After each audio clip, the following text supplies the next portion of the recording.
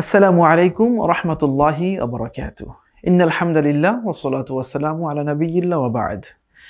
হাসানা ফাউন্ডেশনের উদ্যোগে আয়োজিত ১০ দিনব্যাপী সংক্ষিপ্ত তালিমুল কুরআন ওয়ার্কশপের আজকের এই দ্বিতীয় ক্লাসে আপনাদের সবাইকে আরও একবার সাদর সম্ভাষণ। আশা করছি আল্লাহ সুবহানাহু ওয়া তাআলা সবাইকে ভালো রেখেছেন। আমরা সরাসরি চলে যাচ্ছি আমাদের ক্লাসের যেই নির্ধারিত আজকের বিষয় আছে সেই বিষয়ের মধ্যে। তো আলহামদুলিল্লাহ, যেমনটা গতকালকে আমরা যেখানে শেষ করেছিলাম, যাদের স্মরণ আছে বা যারা গতকালের ক্লাসটি হয়তো মিস করেছেন তাদের জ্ঞাতার্থে আমরা জানাচ্ছি, গতকালকে আমরা হরফের পরিচিতি শেষ করেছিলাম। সেখানে বিভিন্নভাবে আমরা আরবি যে হরফগুলো আছে সেগুলোকে চেনার চেষ্টা করেছি। আমরা অ্যাসেন্ডিং স্টাইল, ডিসেন্ডিং স্টাইল, তারপরে বিচ্ছিন্নভাবে বিভিন্নভাবে আমরা মোটামুটি আরবি হরফগুলো চিনতে যাতে আমাদের কোনো অসুবিধা না হয়, যাতে আমাদের ফ্লুয়েন্সি চলে আসে, সেভাবে করে আমরা প্র্যাকটিস করেছিলাম। তো যেমনটা গতকালকে কথা দিয়েছিলাম, আজকে শিখবো আমরা মাখারিজুল হরুফ, আরবি হরুফের সুন্দর উচ্চারণ, একদম পারফেক্ট উচ্চারণ, যেটাকে আরবিতে বলা হয় মাখরাজ। তো আমরা গতকালকে আপনাদেরকে জানিয়েছিলাম যেই কায়দাকে ফলো করে, এটাকে আমরা নাম দিয়েছি কায়দা কুরআনিয়া। তো যেই কায়দাকে ফলো করে আমরা আমাদের ক্লাস পরিচালনা করছি, এই কায়দাটা কিন্তু আমাদের সম্পূর্ণ নিজস্ব গবেষণালব্ধ একটি কায়দা। আপনারা জানলে খুশি হবেন, বাংলাদেশের যতগুলো প্রথিতযশা এবং প্রসিদ্ধ মক্তব আছে, যারা মক্তব পরিচালনা করছেন, শত শত নয় বরং হাজার হাজার মক্তব পরিচালনা করছেন এই দেশে, এ সকল প্রতিষ্ঠানগুলোকে আমরা ভিজিট করেছি, করে তাদের কায়দাগুলোকে আমরা স্টাডি করে সেখান থেকে যেটা আমরা নেয়ার মতো মনে করেছি আমরা নিয়েছি, যেটা আমরা মনে করিনি সেটা আমরা নিয়ে নিই। এরকম করে আমাদের মনের মাধুরী মিশিয়ে আমাদের যেই কায়দার কোরআনিয়া টিম ছিল, পুরো টিম মিলে আমরা এই কায়দাটা আলহামদুলিল্লাহ প্রণয়ন করতে সক্ষম হয়েছি, এবং অচিরেই আশা করছি এটা আপনারা হার্ড কপি হিসেবে আপনাদের দোরগোড়ায় পৌঁছে দিতে পারবো আমরা ইনশাআল্লাহ বিইজনিল্লাহ। তো যাই হোক, আমরা আজকে শুরু করব আরবি হরফের মাখরাজ দিয়ে। মাখরাজ শব্দের অর্থ হচ্ছে কি হরফ উচ্চারণের স্থান। তো এখানে দেখতে পাচ্ছেন যে আমরা আরবি যে 29টি হরফ আছে, হরফগুলোকে বিভিন্ন কালারে আমি এখানে চিহ্নিত করেছি। যদি আপনি খেয়াল করে দেখবেন, এখানে রেড কালারে তথা লাল রঙে আমি 3টি লেটারকে চিহ্নিত করেছি, যেমন আলিফ, আইন এবং হামজা। এই 3টি লাল রঙে আমি চিহ্নিত করেছি।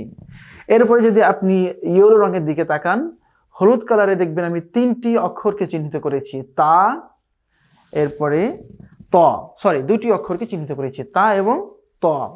এরপরে যদি আপনি একটু গ্রিন কালারের দিকে লক্ষ্য করেন, দেখবেন গ্রিন কালারে আমি এখানে 4টি হরফকে চিহ্নিত করেছি, সা, সিন, শিন, সদ। এরপরে খেয়াল করলে দেখবেন যে পার্পল কালার আছে, বেগুনি কালারে 4টি অক্ষরকে আমি চিহ্নিত করেছি, জিম, জাল, ঝা এবং ভ, 4টি অক্ষর। এরপরে আমরা যেই পিঙ্ক কালার আছে, এই পিঙ্ক কালারে আমরা 2টি হরফকে চিহ্নিত করেছি, হা এবং হা। তো এই মোটামুটি আপনারা দেখতে পেয়েছেন যে আমরা বিভিন্ন কালার দিয়ে হরফগুলোকে চিহ্নিত করেছি। সর্বশেষ হচ্ছে ব্ল্যাক কালার। ব্ল্যাক কালারে 2টি হরফকে চিহ্নিত করা আছে, কফ এবং কাফ। আচ্ছা, এটি কেন করলাম এবং এটি করার মূলত হিকমতটা কি আপনাদের জানাচ্ছি। হিকমত হচ্ছে, এবার একটু লক্ষ্য করে দেখুন, একই কালারে চিহ্নিত করা যে হরফগুলো আছে সবগুলো হচ্ছে সিমিলার সাউন্ডের হরফ, মানে খুবই কাছাকাছি মাখরাজের হরফ। যেমন লাল কালারে আছে আলিফ, আইন এবং হামজা, এই 3টি।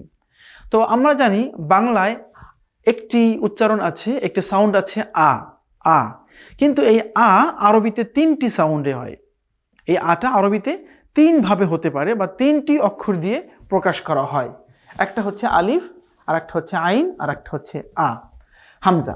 তো আলিফের উপরে যদি আমরা জবর দেই তখন এর উচ্চারণটা হয় আ, আ, সাধারণত আ, কোনো ধরনের ধাক্কা হবে না, খুবই স্মুথলি আ, আ এরকম হবে।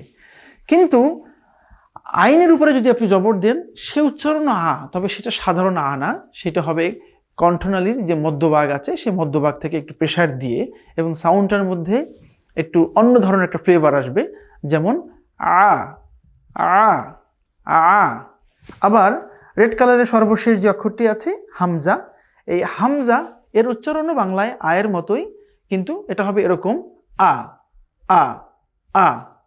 তার মানে দেখতে পেলাম যে এখানে লাল কালার চিহ্নিত যে তিনটি হরফ আছে, তিনটি আ, তবে আয়ের সাউন্ড একই নয়, এর মধ্যে মানে সূক্ষ্ম এবং ছোট্ট পার্থক্য আছে। তো আলিফের উচ্চারণ হবে আ, আইনের হবে আ, এবং হামজার হবে আ। এই হচ্ছে আয়ের তিনটা সাউন্ড, যেটা আমরা একই কালার দিয়ে আপনাদেরকে বোঝানোর চেষ্টা করেছি। এরপরে যদি দেখেন আপনি আমরা যেই ইয়েলো কালারটি করেছি, হলুদ কালারে এখানে চারটি হরফ, হলুদ কালারে এখানে দুটি হরফ চিহ্নিত করা আছে, একটা হচ্ছে তা আর একটা হচ্ছে ত। তার মানে বাংলায় কিন্তু এই দুটি হচ্ছে তা সাউন্ড, ত সাউন্ড যেটা আছে ত থ, সেই যে ত আছে সেই ত বর্ণের উচ্চারণ আরবিতে তা এবং ত। তবে আরবিতে পার্থক্য হচ্ছে এটা হচ্ছে তা আর এটা হচ্ছে ত, ত। এটা হচ্ছে তা আর এটা হচ্ছে ত, ত। যদি আপনি এর উপরে জবর দেন তখনও তা জবর তা, আর তর উপরে যদি জবর দেন আপনি তখন হবে ত জবর ত, ত। কেমন? তো বাংলায় যেই ত অক্ষরটি আছে আরবিতে কিন্তু এই ত অক্ষরটি দুইভাবে হয়ে থাকে। এরপরে যাচ্ছি আমরা আমাদের তৃতীয় মার্কিং যে লেটার, সেটা হচ্ছে গ্রিন লেটার, গ্রিন মার্কিং লেটার্সগুলো। এখানে চারটি হরফ দেখতে পাচ্ছেন। আমরা বাংলায় যেমনটা জানি, বাংলায় আছে ছ, স, তালব্য স, মূর্ধন্য স। আরবিতেও ঠিক এই স এর চারটি ভার্সন আছে, একটা হচ্ছে সা, আর একটা হচ্ছে সা, আর একটা হচ্ছে সা, আর একটা হচ্ছে স। তো বাংলা অক্ষরের সাথে এই চারটিও কাছাকাছি মাখরাজের উচ্চারণ। আমি আবার বলছি, সা, সা, সা, স, কাছাকাছি মাখরাজের উচ্চারণ। এগুলো বারবার আপনি প্র্যাকটিস করবেন, করলে আশা করছি ইনশাল্লাহ বিষয়গুলো আপনাদের কাছে আরও ক্লিয়ার হয়ে যাবে। এরপরে আমরা এখানে পার্পল কালার দিয়ে চারটি অক্ষরকে চিহ্নিত করেছি। এই চারটি হচ্ছে বাংলায় যেমন জ আছে, এই জয়ের যেমন বিভিন্ন ভার্সন আছে, ঝ, জ, জ, ঠিক আরবিতেও এরকম চার ধরনের জ আছে। একটা হচ্ছে জিম, তারপরে জাল, তারপরে ঝা, তারপরে র। কেমন? চারটির উচ্চারণ, এই যে পার্থক্যগুলো এগুলো খেয়াল করতে হবে, খুবই মনোযোগ সহকারে খেয়াল করতে হবে।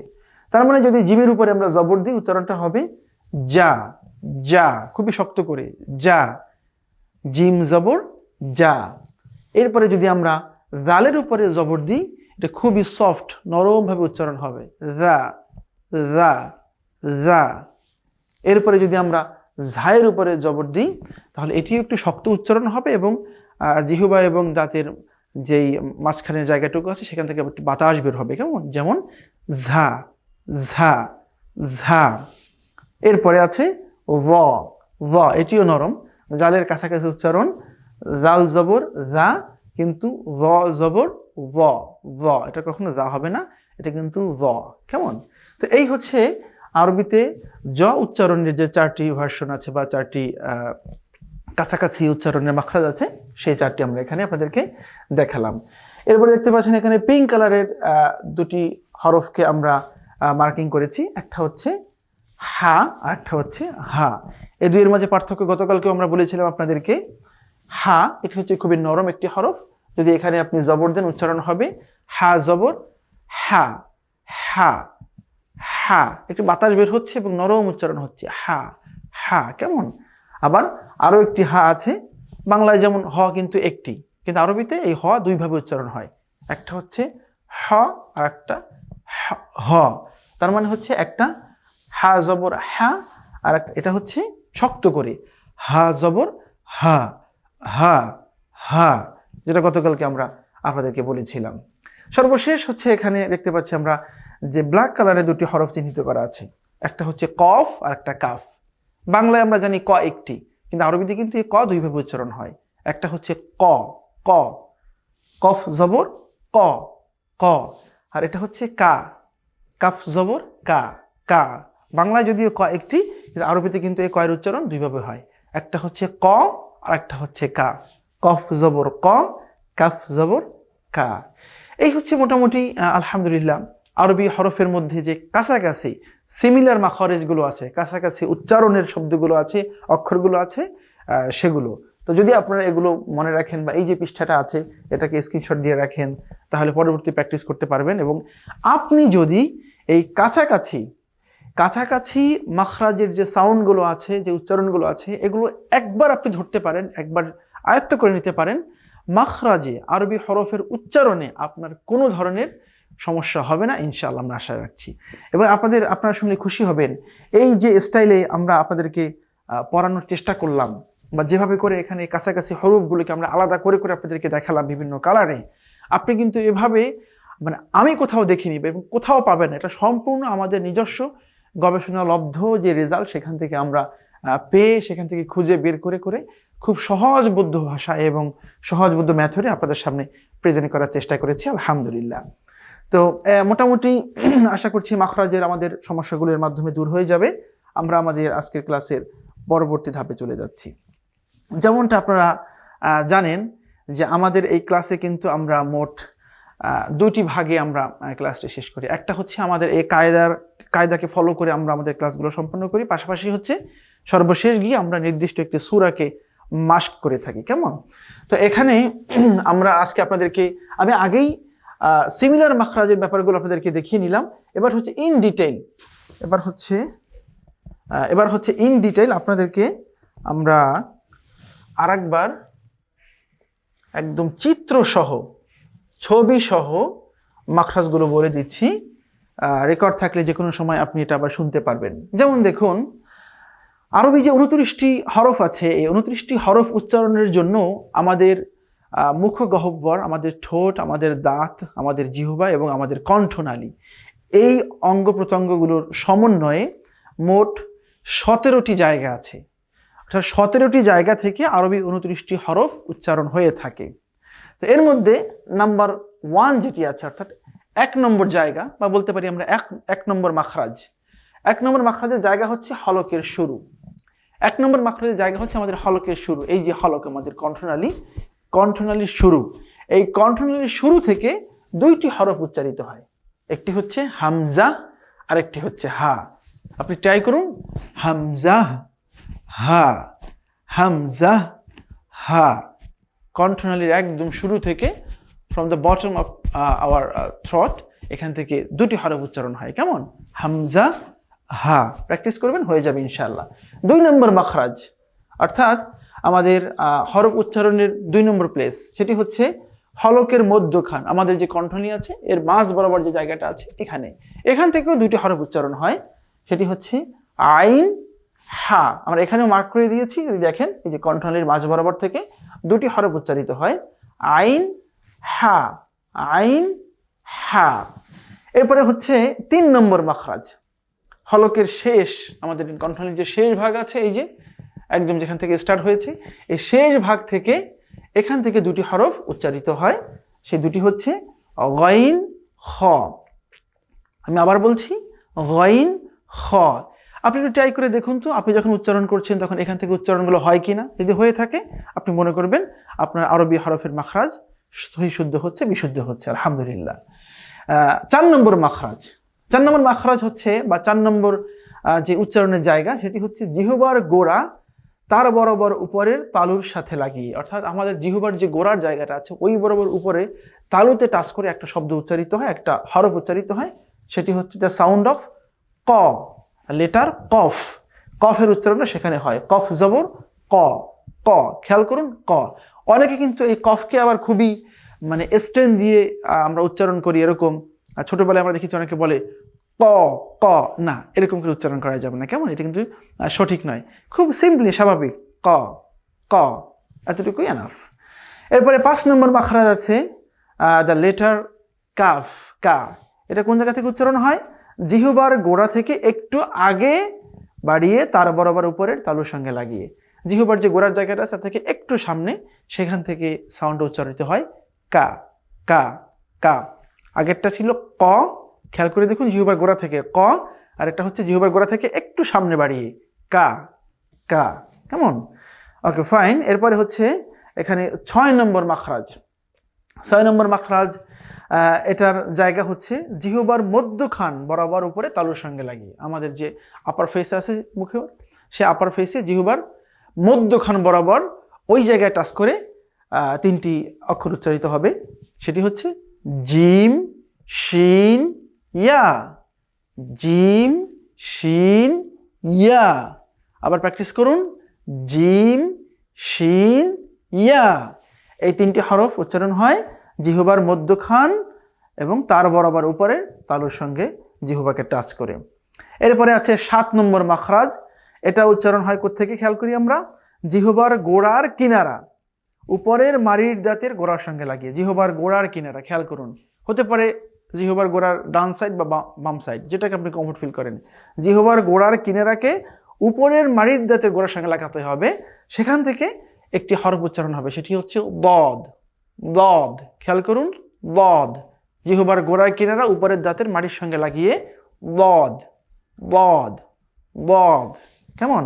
এখানে একটি ইন্টারেস্টিং বিষয় আপনাদেরকে জানিয়ে রাখি যে আরবি যে ভাষা আছে, আরবি ভাষাকে কিন্তু আরবিতে বলা হয় লুগাতুদ দদ। কেন জানেন আপনারা? কারণ হচ্ছে দদ হচ্ছে একমাত্র সাউন্ড পৃথিবীতে যেটা আরবি ভাষা ছাড়া অন্য কোনো ভাষার মধ্যে নেই। যার কারণে আরবি ভাষার আরেকটি নামই হচ্ছে লুগাতুদ দদ, দদের ভাষা। এই দদের মতো উচ্চারণ বা এই ধরনের সাউন্ড পৃথিবীর অন্য কোনো ভাষাতে নেই। সুবহানাল্লাহি বিহামদি। আসলে আরবি ভাষাতে খুবই সমৃদ্ধ, আর যখন সেটা কোরআনের ভাষা হয় সেটা তো আরো সমৃদ্ধ হওয়ারই কথা। তো যাই হোক, এরপরে আমরা চলে যাচ্ছি 8 নম্বর মাখরাজ। 8 নম্বর মাখরাজ লেটার আছে লাম। তো লাম কোথেকে উচ্চারণ হয়? আমরা তো চাইলে পরে বিভিন্নভাবে বলতে পারি, লাম লাম লাম। না, ইচ্ছে মতো বললেই হবে না।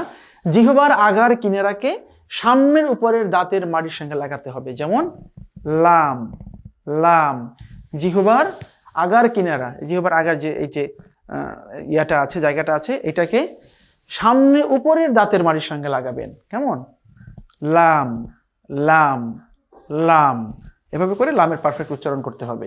9 নম্বর মাখরাজে দেখতে পাচ্ছি আমরা এখানে লেটার আছে নুন। নুনের উচ্চারণ কোত্থেকে হয়? জিহ্বার আগা তার বরাবর উপরে তালুর সঙ্গে, জিহ্বার আগা বরাবর উপরে একদম। এটার সাথে এটা কিন্তু খুবই অল্প পার্থক্য।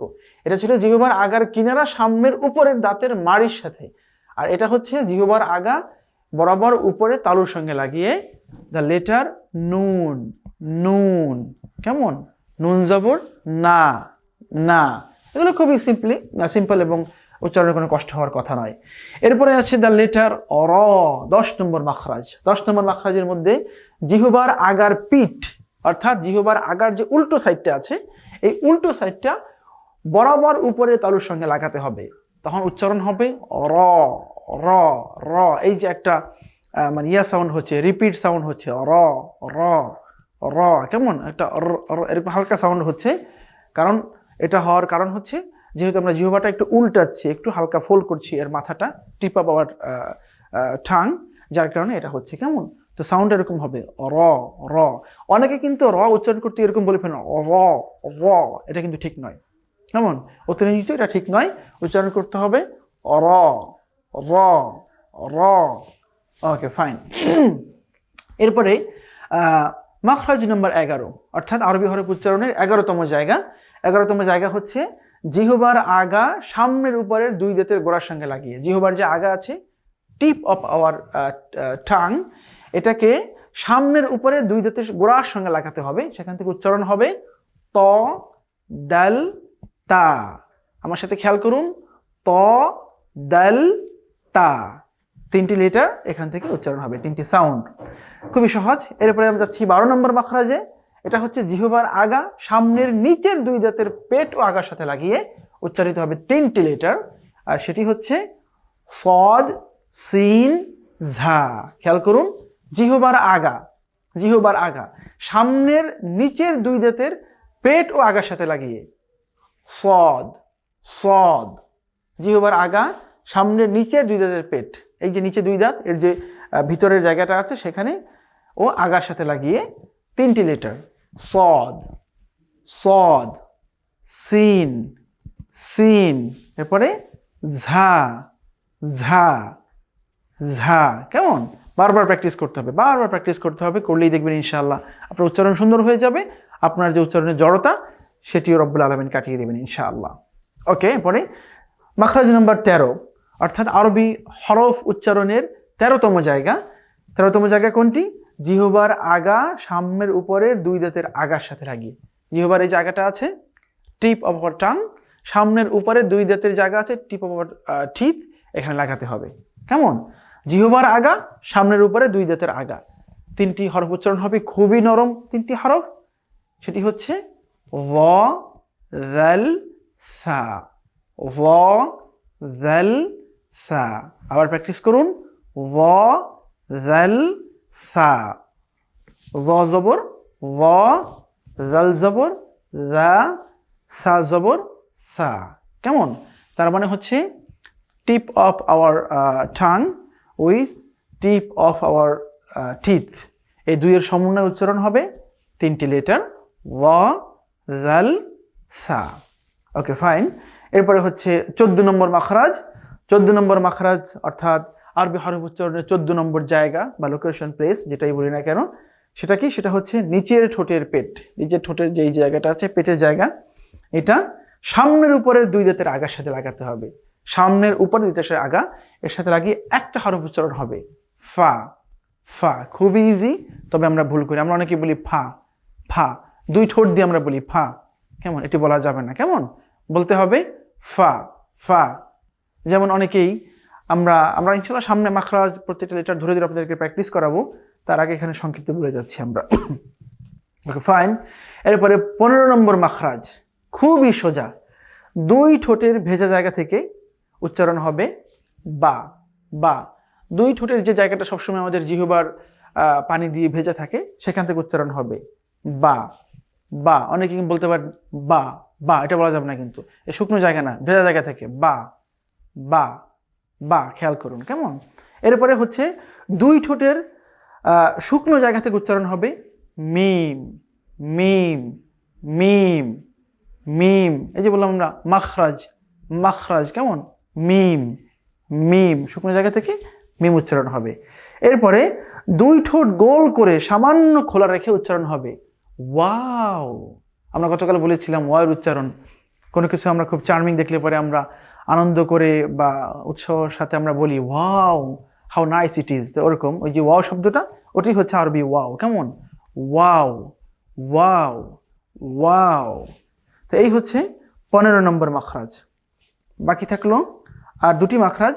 দুটি অবশ্য আমরা এখানে ওই সিস্টেমে নিয়ে আসিনি, মানে আরবিতে 17টি মাখরাজ আছে, কিন্তু আপনারা দেখবেন এখানে কিন্তু আমরা এই 15 নম্বর মাখরাজের মধ্যে মানে এই যে বা আছে, তারপরে হচ্ছে মিম আছে, অ আছে, আমরা এখানে একসাথে নিয়ে এসেছি। তো এই হচ্ছে মোটামুটি 15টি জায়গা থেকে আরবি যে 29টি লেটার উচ্চারণ হয়, সেই উচ্চারণের জায়গাগুলো আপনাদেরকে আমরা দেখানোর চেষ্টা করলাম। যদিও দেখবেন যে সাধারণ যেই আমাদের কায়দাগুলো আছে, সেই কায়দাগুলোর মধ্যে তারা 17টি মাখরাজ উল্লেখ করেছেন। সেখানে হচ্ছে এই যে দেওয়া আছে যে হরফে ইল্লাতের উচ্চারণ, সেগুলো কোন জায়গা থেকে, মুখের খালি জায়গা থেকে 3টি হরফ উচ্চারণ হয়।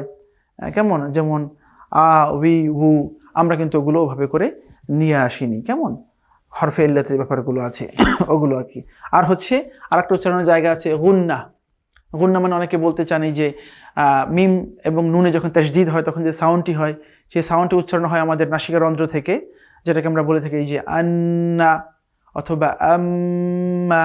তো এই যে সাউন্ডটা হয়ে থাকে, আমরা মাখরাজের মধ্যে এই দুইটা নিয়ে আসিনি। তো সবাই সাধারণত 17টা বলেন, আমরাও 17টা বলেছি, তবে আমরা আমাদের কায়দা যেভাবে সাজিয়েছি সেখানে এই 15টার মধ্যে আমরা সবগুলো দেখানোর চেষ্টা করেছি। সেখানে এই যে হরফে ইল্লাতের উচ্চারণ, যেগুলো ইতিমধ্যে এই যে আলিফ, ওয়াও, ইয়া এর মধ্যে চলে এসছে, আর হচ্ছে এই যে গুন্নার বিষয়টা, এটা আমরা এখানে ইনক্লুড করিনি। আমরা 15টার মধ্যেই আরবি 29টি হরফের যেই মাখরাজগুলো, সাউন্ডগুলো আছে, উচ্চারণের জায়গাগুলো আছে, সেগুলো দেখানোর চেষ্টা করেছি আলহামদুলিল্লাহ। তো আশা করছি মোটামুটি মাখরাজের বিষয়গুলো আপনাদের কাছে অনেকটা ক্লিয়ার হয়ে গিয়েছে। এই বিষয়ে আশা করছি আর কোনো আপনাদের অসুবিধা হবে না ইনশাআল্লাহ। তো আমরা এবার আপনাদেরকে যে বিষয়টি দেখাবো সেটি হচ্ছে যে আমরা যখন আরবি বর্ণ তো চিনলাম আমরা, যে কোন বর্ণটা দেখতে কীরকম এগুলো, কিন্তু যখন এই বর্ণগুলো বিভিন্ন ওয়ার্ডের মধ্যে আসবে, শব্দের মধ্যে আসবে, তখন আপনি এগুলো কিভাবে চিনবেন? এই জন্য আমরা করেছি কি, দেখুন এখানে আমরা উল্লেখ করেছি যে এই যে মুরাক্কাব। মুরাক্কাব মানে হচ্ছে যা কিছু মানে কানেক্টেড, যা কিছু অ্যালাইন্ড অথবা মার্জড। কেমন? তো আমরা অনেকেই বিচ্ছিন্নভাবে কোথাও যদি আলিফ লেখা থাকে, বা লেখা থাকে, হা লেখা থাকে অথবা কফ লেখা থাকে আমরা চিনতে পারি। কিন্তু এগুলো আমাদের চিনতে অসুবিধা হয় কখন? যখন এগুলো শব্দের মধ্যে আসে।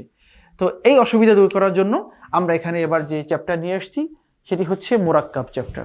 এখানে আমরা আপনাদেরকে সুন্দর করে দেখিয়েছি, যদি খেয়াল করেন দেখবেন যে আমরা নিয়ে এসেছি দ্য লেটার আলিফ। এই আলিফ অক্ষরটি যদি শব্দের শুরুতে আসে তাহলে কেমন দেখা যায়, যদি শব্দের মাঝে আসে কেমন দেখা যায়, যদি শব্দের শেষে আসে কেমন দেখা যায়, আমরা আপনাদেরকে দেখানোর চেষ্টা করেছি। এই যে দেখুন, আলিফ শব্দের শুরুতে দেখতে এরকম, আলিফ শব্দের মাঝে দেখতে এরকম, আলিফ শব্দের শেষে দেখতে এরকম। এর মাধ্যমে আপনি সহজেই চিনতে পারবেন যে আলিফ অক্ষরটি শব্দের শুরুতে, শব্দের মাঝে, শব্দের শেষে 3 জায়গায় দেখতে কেমন হয়। তো এটি হচ্ছে আলিফ, চলে গেল, ফাইন।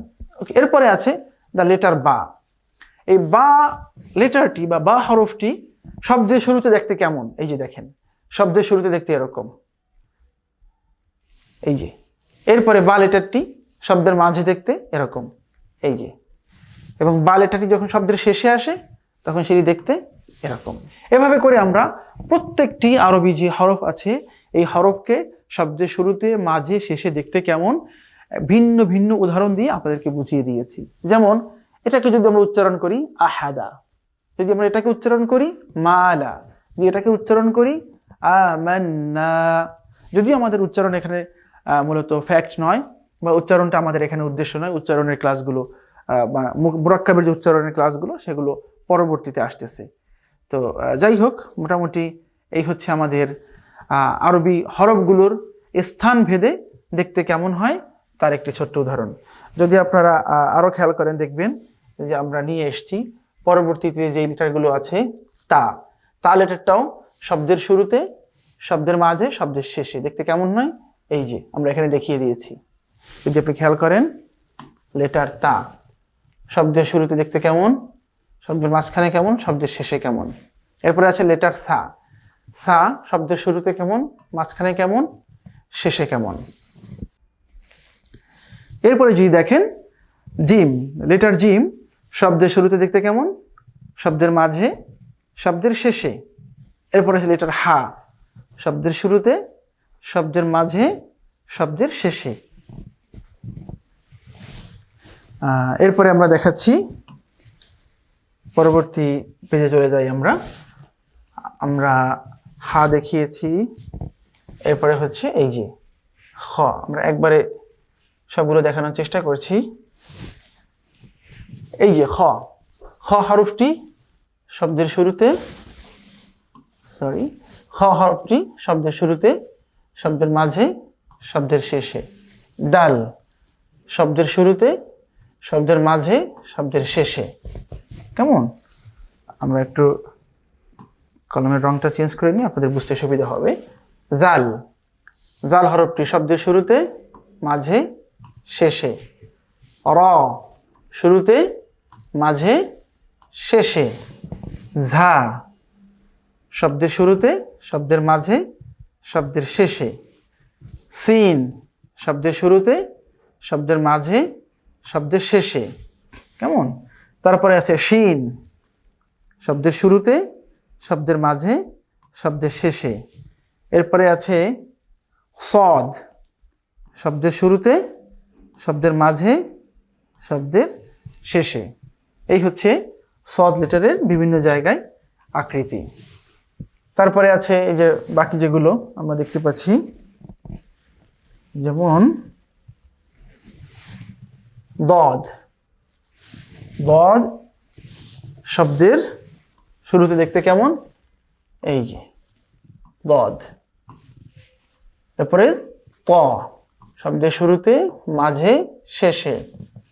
তারপরে ও শুরুতে, মাঝে, শেষে। আইন শুরুতে, মাঝে, শেষে। গাইন শুরুতে, মাঝে, শেষে। ফা শব্দের শুরুতে, শব্দের মাঝে, শব্দের শেষে। কফ শব্দের শুরুতে, শব্দের মাঝে, শব্দের শেষে, কাফ শব্দের শুরুতে, শব্দের মাঝে, শব্দের শেষে। এই হচ্ছে হরফগুলো, বিভিন্ন জায়গায় দেখতে কেমন আমরা দেখাচ্ছি। এরপরে বাকি আছে আরো প্রায় কতগুলো হরফ, এখানে আমরা দেখতে পাচ্ছি আরো 8টা হরফ এখানে বাকি আছে। এই যে লাম শব্দের শুরুতে, মাঝে, শেষে। মিম শব্দের শুরুতে, শব্দের মাঝে, শব্দের শেষে। নুন শব্দের শুরুতে, শব্দের মাঝে, শব্দের শেষে। নুন, ওয়াও, ওয়াও শব্দের শুরুতে, শব্দের মাঝে, শব্দের শেষে, দেখতে একই রকম। এরপরে হা শব্দের শুরুতে, শব্দের মাঝে, শব্দের শেষে। আমরা এটা ওভাবে পাইনি, তো শেষে হলেও অনেক ক্ষেত্রে দেখা যায় যে এটা এরকম হয়, এরকম গোল টাইপেরও হয়ে থাকে, কেমন। ওকে, তারপরে এখানে আছে হামজা। হামজা সাধারণত আলিফের উপরেই আসে, ওয়ার উপরে আসে। এই যে শব্দের শুরুতে, শব্দের মাঝে, শব্দের শেষে। তারপরে আছে ইয়া শব্দের শুরুতে, শব্দের মাঝে, শব্দের শেষে। এরপরে আছে এই যে হা অথবা হায়ের উপরে যখন দুইটা নুক্তা থাকে সেটাকে আমরা বলি তা আল মারবুতা। তো তা আল মারবুতা এরকম ভাবে শব্দের শুরুতে আসে, শব্দের মাঝে আসে, শব্দের শেষে আসে। তো এই যে ব্যাপারটা আবার এটা কিন্তু এমনিতেও হতে পারে, যেটা সাধারণত আছে সেটাটাও এরকম হতে পারে, তাতেও কোনো অসুবিধা নেই। আর শব্দের শেষে আসলে এটা এরকম আসে। তো এই হচ্ছে আরবি যে হরফগুলো আছে, এই হরফগুলো যখন শব্দের শুরুতে আসে দেখতে কেমন, শব্দের মাঝে আসলে দেখতে কেমন, এবং শব্দের শেষে আসলে দেখতে কেমন, সেগুলো আপনাদেরকে আমরা এখানে সংক্ষেপে দেখানোর চেষ্টা করলাম। আশা করছি আপনারা বুঝতে পেরেছেন। এবার হচ্ছে এখানে আমরা আরো মুরাক্কাবের বিভিন্ন প্র্যাকটিস রেখেছি। মুরাক্কাব অর্থাৎ আরবি যেই জোড়া শব্দগুলো আছে, এই জোড়া শব্দের আকৃতিগুলো আপনারা দেখুন। এই যে এখানে কি কি জোড়া শব্দ আছে আপনাকে বলতে হবে। যদি বলতে পারেন তার মানে হচ্ছে আপনি এর আগে তো সেপারেটলি, বিচ্ছিন্নভাবে আপনি শব্দগুলো চিনেছেন, কোনটা আলিফ, কোনটা বা, কোনটা তা। এবার আপনি চিনতে পারবেন যে শব্দের একটা অক্ষরের সাথে যদি আর একটা অক্ষর মিলিত হয় তাহলে দেখতে কেমন লাগে। তাহলে আপনাকে বলতে হবে এবার যে আপনি বলুন তো এখানে কোন কোন লেটার আছে, চিন্তা করুন তো। এখানে কি আছে? বা এবং আলিফ। গুড, আশা করি আপনারা অনেকেই পেরেছেন। এরপর যদি জিজ্ঞেস করা হয় যে এখানে কোন কোন লেটার আছে বলুন তো, আপনাকে বলতে হবে এখানে আছে বা, র। এরপরে যদি বলা হয় যে এখানে কোন কোন লেটার আছে বলুন তো একসাথে, এই যে শব্দের শুরুতে, শব্দের মাঝে, শব্দের শেষে আপনি দেখে এসছেন, আপনাকে বলতে হবে এখানে আছে খ, ঝা। এভাবে যে আপনি পুরো পৃষ্ঠাটা প্র্যাকটিস করবেন, প্র্যাকটিস করে করে আপনি খুব সহজেই বুঝতে পারেন। এবং আপনাকে কিন্তু এক একটা শব্দের জন্য 1 সেকেন্ডের বেশি সময় নেওয়া যাবে না। 1 সেকেন্ড, 1 সেকেন্ডের মধ্যে বলতে পারলে মনে করবেন আপনি চিনতে পারছেন, আপনি ফ্লুয়েন্ট। তো খুবই সহজে বলতে হবে। এখানে কি আছে? গইন র, হা মিম, হায়া, সদ র, জিম দাল, তাহা, বা গইন, ফা আলিফ। এরকম খুবই দ্রুত বলতে হবে। দ্রুত বলতে পারলে তখন বুঝতে হবে আপনার মধ্যে ফ্লুয়েন্সি চলে আসছে। সুতরাং এই যে 2 হরফের মুরাক্কাব, এগুলো দেখে দেখে আপনাদেরকে চিনতে হবে। এরপরে এখানেও 2 হরফের মুরাক্কাব অনেকগুলো আছে, খুব দ্রুত বলে বলে আপনি শিখবেন। এখানে কি আছে? বা লাম, এটা শিন র, এটা কাফ লাম, এটা লাম সদ, এটা আলিফা, এটা কফ সদ, এটা কাফিয়া, এটা গইন দদ, এটা হাইয়া, এটা কাফ ওয়াও, এটা মিম নুন, এটা ইয়া ওয়াও, এটা ওয়াও লাম, এটা জাল কফ, এটা আলিফা, এটা হাজিম, এটা তাইয়া, এটা কফ, এটা লাম আলিফ, এটা লাম ওয়াও।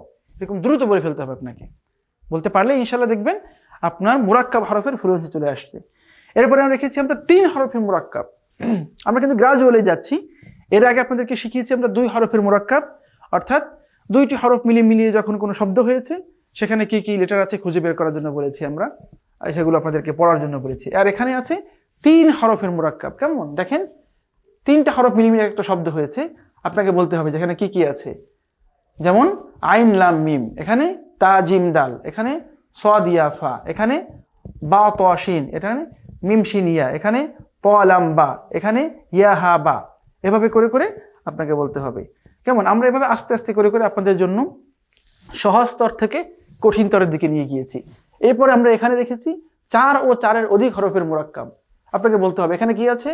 ইয়া বা সিন ত, এখানে কি আছে? নুন খ লাম আইন, এখানে কি আছে?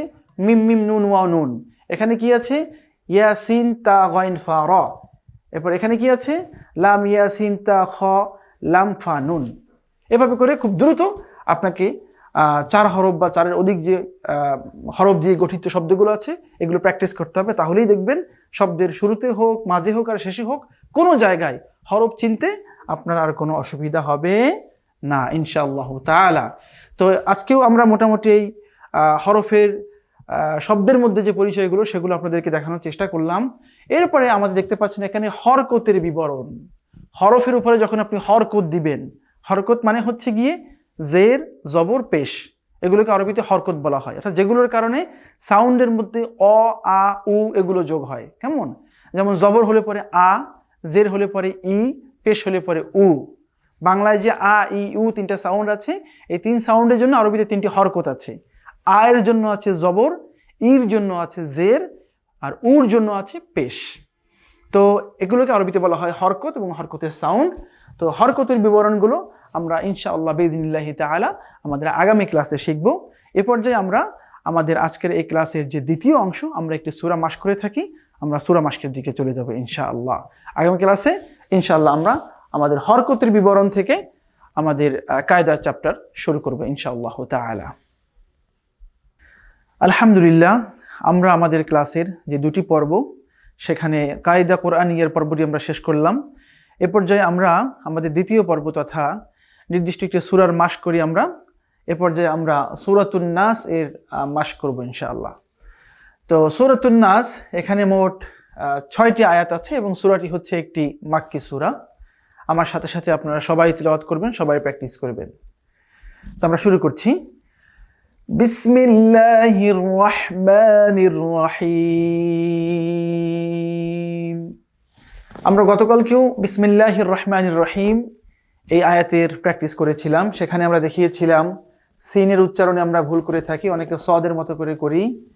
আবার বিসমিল্লাহ অনেকে বলি বিসমিল্লাহ। এরপরে রহ, রহ, এখানে রহ অনেকে এই যে হায়ের উচ্চারণ আছে, এই হা সফট করে উচ্চারণ করেন না, অনেকেই রহমানির রহিম এরকম বলে, এই হায়েও ভুল করে। তো এগুলো হচ্ছে বিসমিল্লাহর একদম কমন গলত, কমন মিস্টেক, যেগুলো সাধারণত অনেকেই করে থাকে। তো এই জন্য আমরা আবারও খেয়াল করে শুনবো। বিস, বিস, সিনের উচ্চারণটা খুবই পাতলা হবে। কেমন? তো আমরা আবার পড়ছি। বিসমিল্লাহির রহমানির রহিম। এটি হচ্ছে বিসমিল্লাহর সহি শুদ্ধ উচ্চারণ। সূরাতুন নাসের এবার 1 নম্বর আয়াত। কুল আউযু বিরাব্বিন নাস। এই যে আমরা পড়লাম কুল আউযু বিরাব্বিন নাস, খেয়াল করুন এখানে এই যে কিছুক্ষণ আগে আমরা পড়েছিলাম কফ। আরবিতে কয়ের উচ্চারণ দুটি রয়েছে, একটি হচ্ছে কফ এরকম, আরেকটি হচ্ছে কাফ এরকম। তো এক্ষেত্রে আমরা কিন্তু এখানে এইটি উচ্চারণ করব, কফ। কেমন? সুতরাং এটি হবে কুল আউযু বি। কুল বলা যাবে না, কুল বললে কিন্তু এই কাফ হয়ে যাবে, এটি বলা যাবে না, বলতে হবে কুল, কুল। কেমন? কুল আউযু, আউযু। সেখানে আবার কিন্তু আমাদের খেয়াল রাখতে হবে এই যে জালের উচ্চারণটা, এটা খুবই সফট হবে, খুবই নরম করে উচ্চারণ করতে হবে। আউ, আউযু। এখানে কোথায় কোথায় ভুল করে থাকে মানুষ? এখানে ভুল করে এই যে কফে, অনেকে কফে ভুল করে। আউ, এখানে এই যে আইন এবং হামজায় ভুল করে, এখানে জালে ভুল করে। এরপরে রব্বিন নাস, এই গুন্নার জায়গায়ও অনেকে ভুল করে। তো এই আয়াতের মধ্যে সাধারণত কমনলি অনেকেই 5টা জায়গায় ভুল করে থাকেন। সুতরাং খেয়াল করে শুনতে হবে। কুল আউযু বিরাব্বিন নাস। কুল, এখানে কুল বলা যাবে না। আউযু, এখানে শুরুতে রয়েছে হামজা তথা আলিফ, এরপরে রয়েছে উ, আইন। প্রথমটা হচ্ছে আ, তারপরে হচ্ছে উ। সুতরাং এটা খেয়াল রাখতে হবে, এখানে আউ বলা যাবে না, আবার এখানে আ উ বলা যাবে না, বলতে হবে আউ, আউ। এরপরে জাল হচ্ছে ভেরি সফট, খুবই নরম করে। কুল আউযু, কুল আউযু বিরাব্বিন নাস, বিরাব্বিন নাস। এখানে নুনের উপরে আমরা দেখতে পাচ্ছি একটি তাসদীদ আছে, এর মানে হচ্ছে এখানে তাসদীদ গুন্না করে পড়তে হবে, যেটা আমরা ওয়াজিব গুন্না বলে জানি। কেমন? সুতরাং এটা হচ্ছে কুল আউযু বিরাব্বিন নাস, বিরাব্বিন নাস। এটি হচ্ছে 1 নম্বর আয়াতের মাস্ক। এরপরে চলে যাচ্ছি আমরা পরবর্তী আয়াতের মধ্যে। পরবর্তী আয়াত রয়েছে মালিকিন নাস। এটি খুবই সহজ, এর মধ্যে তেমন কোনো মাখরাজেরও খুবই যেগুলোকে ক্রিটিক্যাল বিষয় থাকে সেগুলোও নেই। শুধুমাত্র এই নাস শব্দের মধ্যে যেখানে নুনের ওয়াজিব গুন্না ছিল, এখানে ওয়াজিব গুন্না মেনটেন করতে হবে। মালিকিন কিন নাস, এখানে নুনে 1 আলিফ পরিমাণ গুন্না করতে হবে। এবং অবশ্যই প্রত্যেক আয়াতের শেষে যে সিন আছে, এই সিনের উচ্চারণ কিন্তু হতে হবে এরকম, অবশ্যই সাউন্ড হবে। যেমন মালিকিন নাস। আয়াতটা আশা করছি খুবই সহজ হবে সবার জন্য। আমরা পরবর্তী আয়াতে চলে যাই। পরবর্তী আয়াত খুবই সহজ, 3 নম্বর আয়াত। আল্লাহ সুবহানাহু ওয়া তাআলা বলছেন ইলাহিন নাস। এখানে এই হায়ের জায়গায় আমাদের খেয়াল রাখতে হবে, কোনোভাবেই কিন্তু ইলাহিন বলা যাবে না, ইলাহিন। আবার অনেকে বলে থাকে ইলাহিন, ইলাহিনও বলা যাবে না। লামে কিন্তু এখানে 1 আলিফ পরিমাণ মাদ আছে, টান আছে। কেমন? ইলাহিন নাস। এবং বরাবরের মতোই নুনের ওয়াজিব গুন্না এবং এই সিনের যে উচ্চারণ আছে নাস নাস, এটি খেয়াল রাখতে হবে। ঠিক আছে, আমরা পরবর্তী আয়াতে চলে যাই। 4 নম্বর আয়াতের মধ্যে আল্লাহ সুবহানাহু ওয়া তাআলা তিনি আমাদেরকে শেখাচ্ছেন মিন শাররিল ওয়াসওয়াসিল খান্নাস। খেয়াল করুন, এখানে কয়েকটা বিষয়। এখানে রয়েছে মিন শাররিল, এখানে নুনে ইখফা গুন্না রয়েছে। যদিও আমরা গুন্নার কায়দাগুলো এখনো পড়িনি, তবে ইনশাল্লাহ আস্তে আস্তে আমরা সেগুলো পড়ব। তো সুতরাং এখানে কিন্তু আমাদের মনে রাখতে হবে যে এই যে মিন, এখানে একটি গুন্না রয়েছে। আর এই আয়াতের মধ্যে সবচেয়ে বেশি যে জায়গায় মানুষ ভুল করে থাকে সেটি হচ্ছে এই জায়গাটা। এই জায়গায় অনেকেই পড়ে শাররিল, শাররিল। রকে অনেকে পোর করে ফেলে, এখানে মোটা করে ফেলে, তাফখিম করে ফেলে। এটি কিন্তু একটি মারাত্মক ভুল। আমরা জানি আরবি যেই আছে তাজবিদ আছে, তাজবিদে র এবং লাম এই দুইটি হরফকে দুইভাবে বলা যায়, তাফখিম এবং তারকিক। তো আমাদের কিন্তু সেগুলো খেয়াল রাখতে হবে। তো এখানে মিন শাররিল, শাররিল, কখনোই শাররিল পড়া যাবে না, শাররিল। আবার পড়ছি আমরা মিন শাররিল, মিন শাররিল ওয়াসওয়াসিল। খেয়াল করুন সিনের উচ্চারণগুলো, ওয়াসওয়াসিল খান্নাস। এবং বরাবরের মতোই এই নুনের যেই তাসদিদ ছিল, তাই থাকার কারণে ওয়াজিব গুন্না এবং সিনের উচ্চারণ আমাদেরকে ঠিক রাখতে হবে। এই জায়গাগুলো সাধারণত অনেকে ভুল করে ফেলে। আবারও পড়ছি মিন শাররিল ওয়াসওয়াসিল খান্নাস। আমার পরে প্রয়োজনীয় ভিডিও পজ করে আপনারা সেটাকে আবার ট্রাই করবেন। কেমন? अगेन মিন শাররিল ওয়াসওয়াসিল খান্নাস।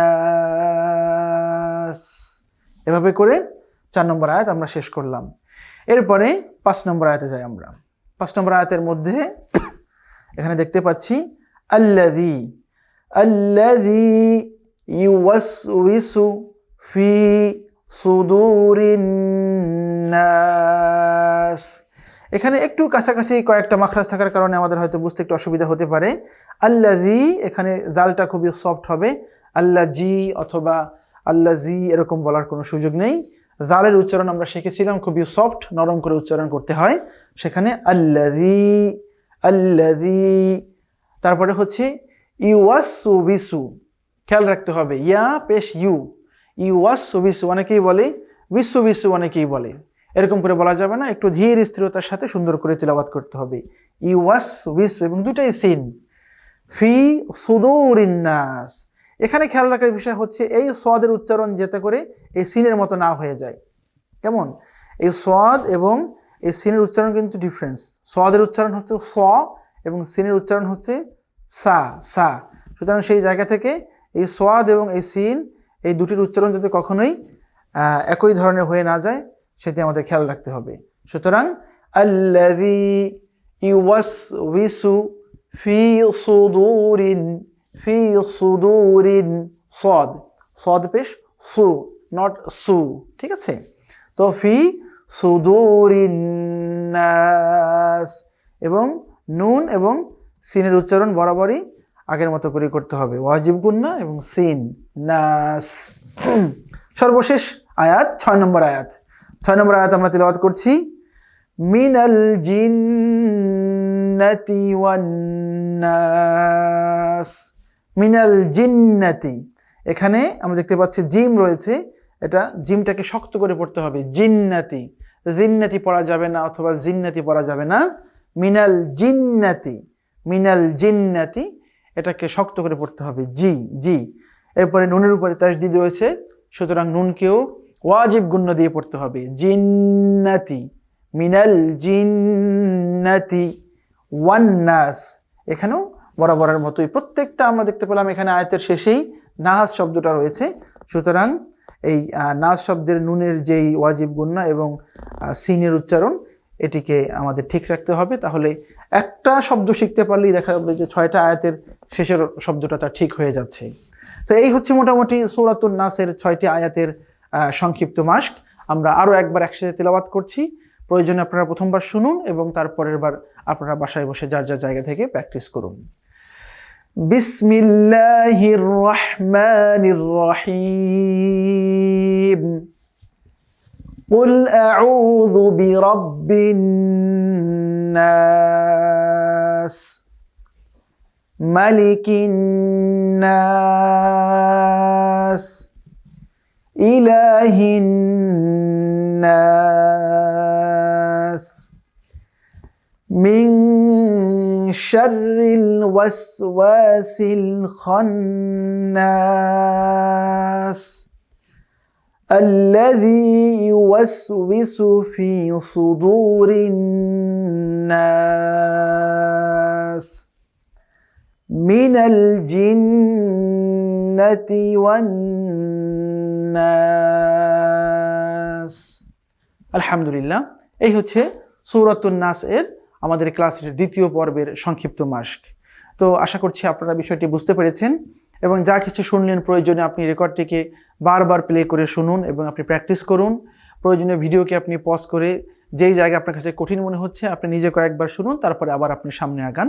এভাবে করেই যদি আমাদের যেই সংক্ষিপ্ত 10টি ক্লাস আমরা নেব আপনি ফলো করতে পারেন, আশা করা যায় কোরআনুল কারীম তেলাওয়াতের ক্ষেত্রে, কোরআনুল কারীমের প্র্যাকটিসের ক্ষেত্রে আপনার ভালো একটি ইমপ্রুভ হবে বলে আমরা আশাবাদী ইনশাআল্লাহ বিইজনিল্লাহি তাআলা।